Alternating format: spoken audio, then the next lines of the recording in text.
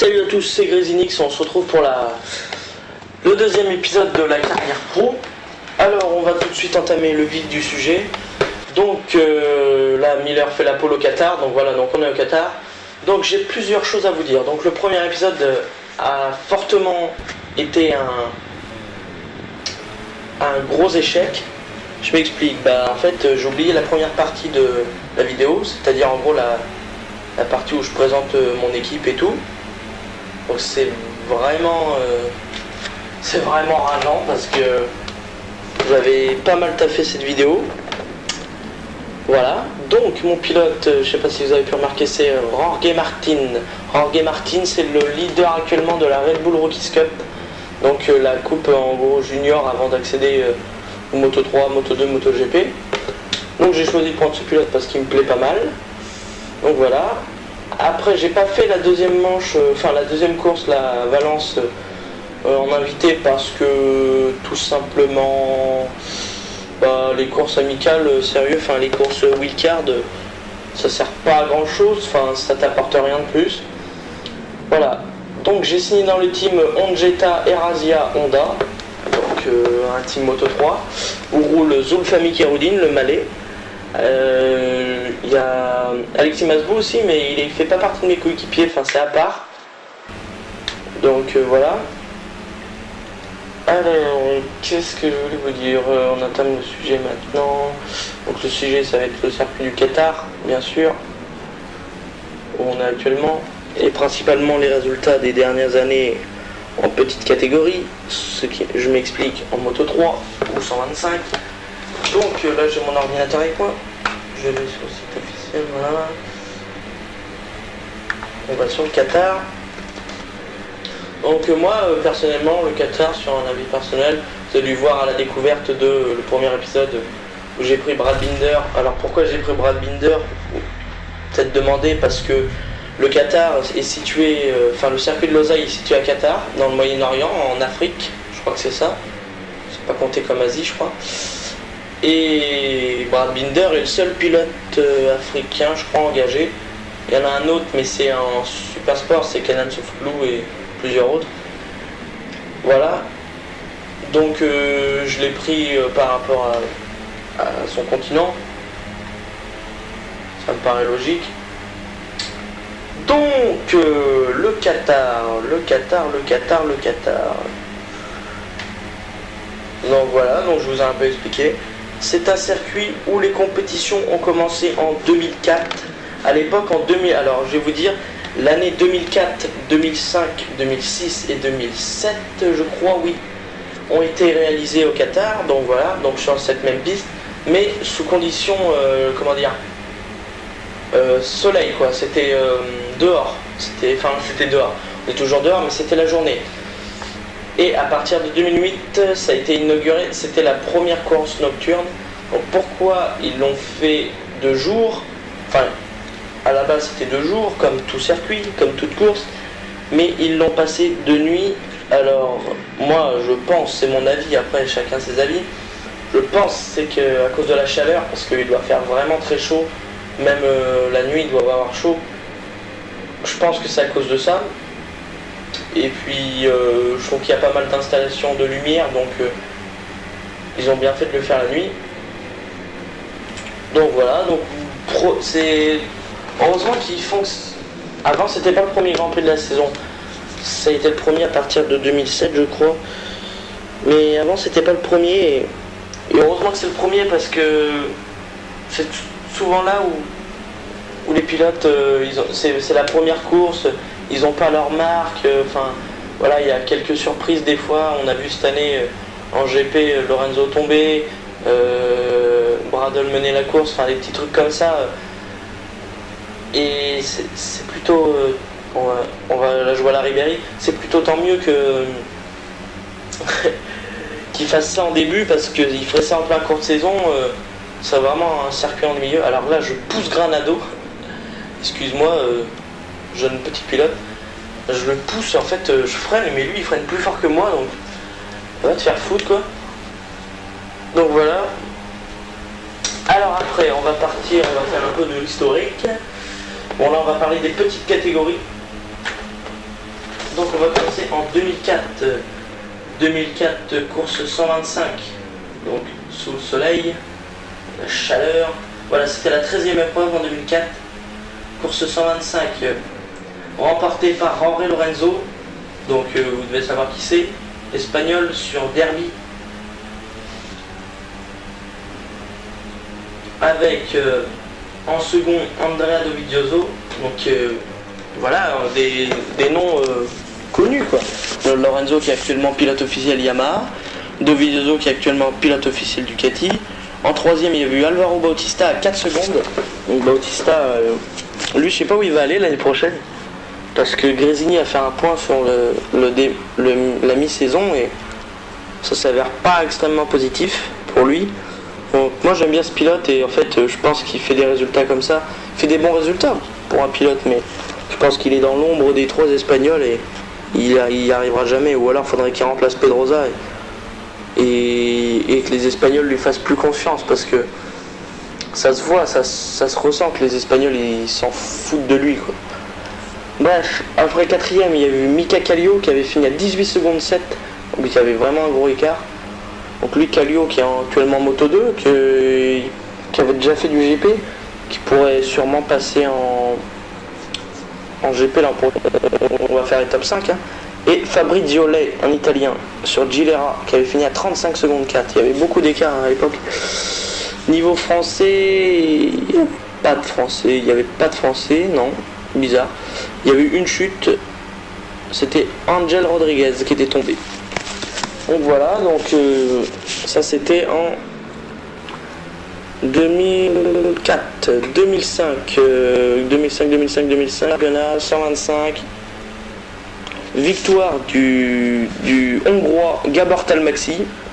Alors lui, depuis qu'il a eu son titre 125, après on n'en a plus entendu parler. Alors que c'était quand même un bon pilote, moi j'aimais bien. Il a fait quelques courses de MotoGP je crois. Alors il gagne devant Mika Kallio pour 17 millièmes de seconde. Donc là aussi un très bon pilote qui est décédé il y a 3 ans. Il y a 3 ans qu'il est mort. Donc il avait fini à 9 secondes 5, 9 secondes 6 pardon. Enfin 9 secondes 571 mais j'arrondis. Ensuite, 4ème, Mike Di Meglio, un français, qui avait fini à 11 secondes 8. Donc Mike, lui, saison extrêmement difficile avec ça dans son team parce que il a la moto la moins performante du plateau et il peut pas se faire plaisir quoi. On a un représentant français parce que Randy prépare son comeback avec Suzuki, mais enfin j'espère. Mais c'est assez emmerdant quoi parce que Mike il a plein de qualités et on lui met une moto pas à sa guise alors qu'il y a Edwards qui a 40 ans qui fait aucun effort, enfin qui en fait mais voilà qui pourrait rouler sur une moto moins performante que celle qu'il a. Bref. Et 5ème, Hector Fobel qui avait fini à 12 secondes 2. Donc Hector Fobel aussi on en entend plus parler. Enfin c'est des pilotes qui avaient du talent et on n'entend plus parler, c'est dommage. Moi j'aimais bien. Ensuite, 2006, il est où ce petit Grand Prix, il est où. Et là, il est second Grand Prix de la saison, Grand Prix 125. Donc, ouais, je vais avoir le temps. Ouais, parce que là, au bout d'un moment, je vais couper. Alors, Grand Prix 125, donc remporté par Alvaro Bautista. Attendez, je chope la manette parce que là, elle va tomber sinon. Donc remporté par Alvaro Bautista qui roulait sur Master, MVA, je sais pas quoi. Donc voilà, donc il a remporté cette épreuve devant Mika Kallio.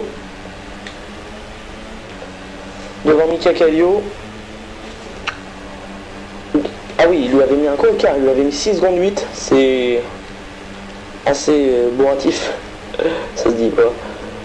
3ème, Sergio Gadea, à 6 secondes 8 aussi, il devait être collé, je me rappelle plus trop. Hein. On a tellement regardé de course que il y en a peut-être que je me rappelle, mais à l'époque, oh là là, c'est loin ça. Donc voilà, donc lui à 8 secondes 3, ah oui, Mattia Pasini quoi. Ah, Seine, il a fait une course de fou, enfin, il aurait pu, c'était, ah non, c'était Corsi qui menait. Ouais, mais même lui, il était troisième et il est tombé, il a fini 12, je crois. Voilà, c'était sympa. Et cinquième, Pablo Nieto, qui lui maintenant gère en moto 3, je crois que c'est lui ou Angel, je sais plus. À 4 secondes 5, 6. Donc voilà, là aussi une course, il y avait beaucoup d'écart à l'époque. Enfin à l'époque, c'était 2006, il y avait beaucoup d'écart. Donc là, 2007, premier Grand Prix de la saison en 125, victoire de Hector Faubel, non pas le chanteur, hein, pas Faubel. Juste derrière lui, Gabor Talmaxi à 0,073, donc 73 millième.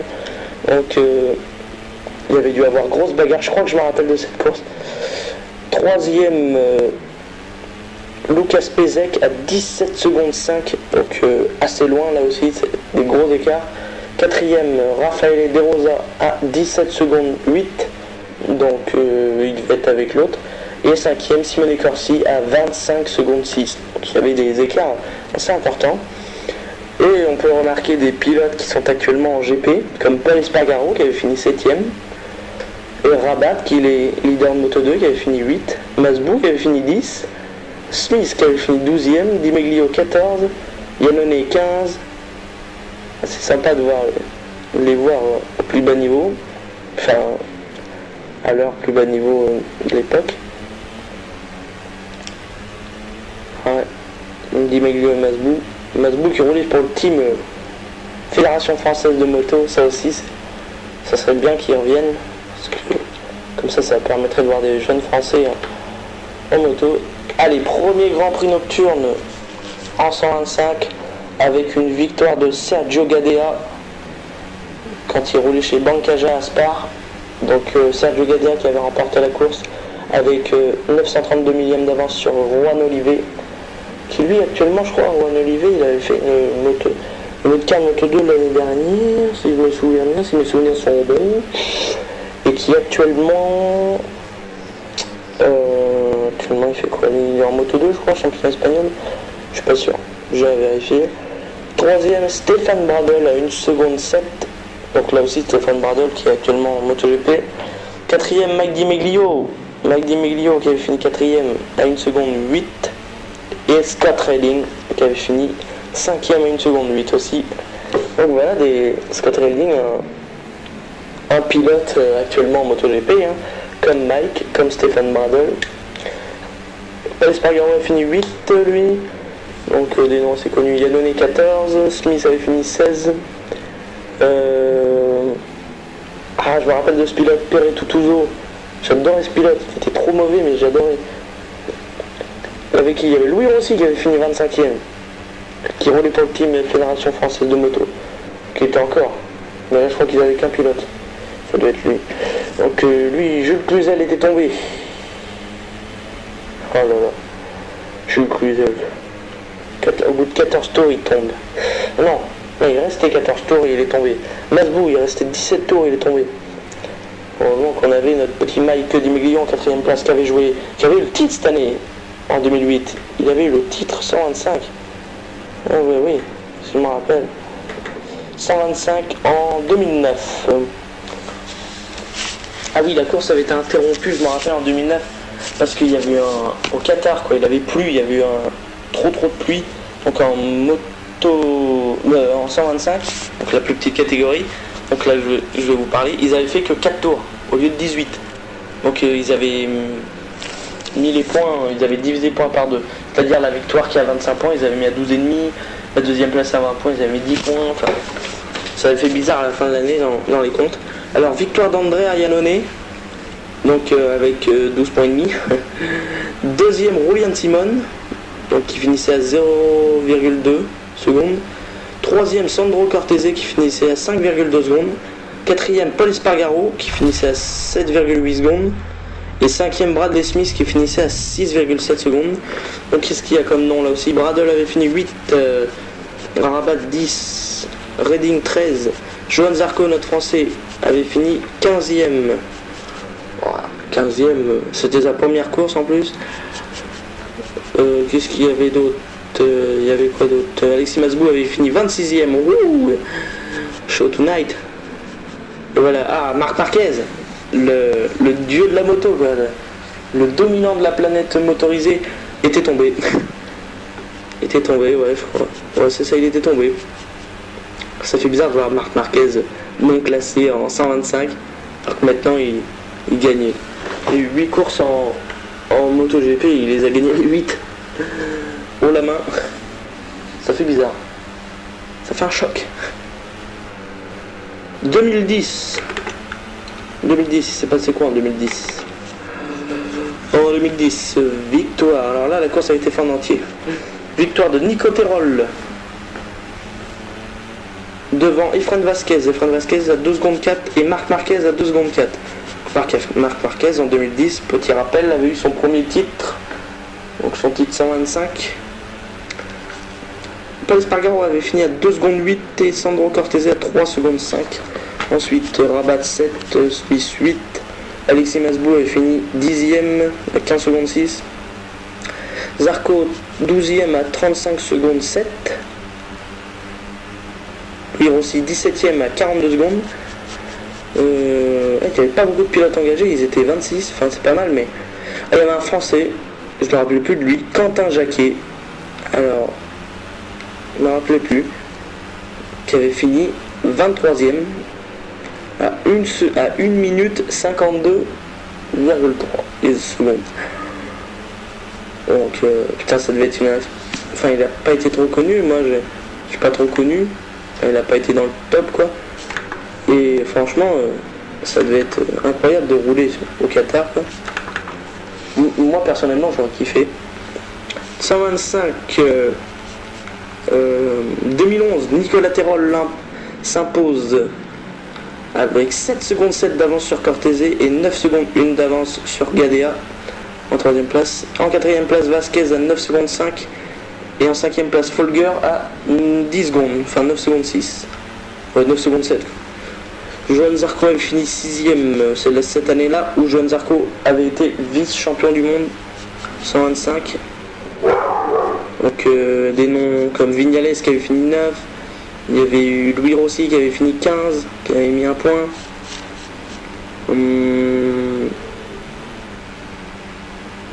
Après,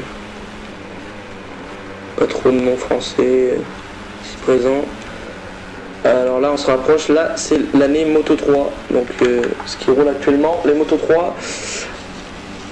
Alors Moto 3, c'était Maverick et Vignales qui avait gagné donc avec la Blue Sense, la Honda, devant Romano Fenati qui avait fini à 4 secondes 3.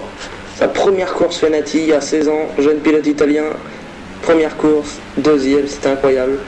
Sandro Cortese qui finit à 18 secondes, qui remportera le titre cette année-là. Luis Salom qui finit à 18 secondes 2 et Miguel Oliveira à 18 secondes 7. Ensuite, Louis Rossi finira 9e à 21 secondes 1. Alan Techer, français, finira 29e, 11e à 29 secondes 8.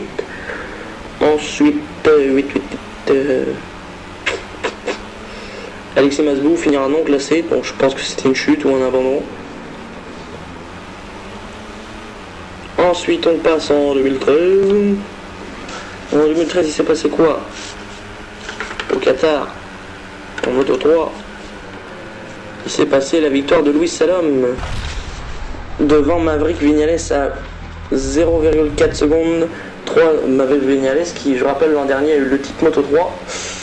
En 3ème place, Alex Rins à 0,4, 4ème Alex Marquez à 0,7, 5ème Jonas Folger à 0,9.